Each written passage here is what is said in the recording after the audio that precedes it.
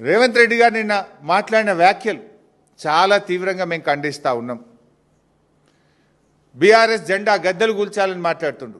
బిడ్డను బీఆర్ఎస్ జెండా గద్దెల దోలికొస్తే నీ గద్దె కూల్త జాగ్రత్త అని చెప్పి హెచ్చరిస్తూ ఉన్నాం. దుమ్ము అయిపోతావు బిడ్డ నువ్వు. అయినా బీఆర్ఎస్ పార్టీ నువ్వు కూలిస్తే బీఆర్ఎస్ పార్టీ ఏదో జెండా గద్దెల్లో లేదు, ప్రజల గుండెల్లో ఉన్నది బీఆర్ఎస్ పార్టీ. బీఆర్ఎస్ పార్టీ జెండా గద్దెల్లో నువ్వు కూలిస్తే పోయే పార్టీ కాదు.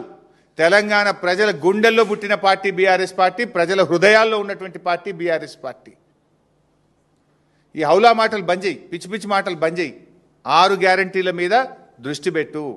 నిన్న కేబినెట్ మీటింగ్. తెలుగు రాష్ట్రాల వైరల్ న్యూస్ కోసం ఇప్పుడే సబ్స్క్రైబ్ మరియు ఫాలో చేయండి.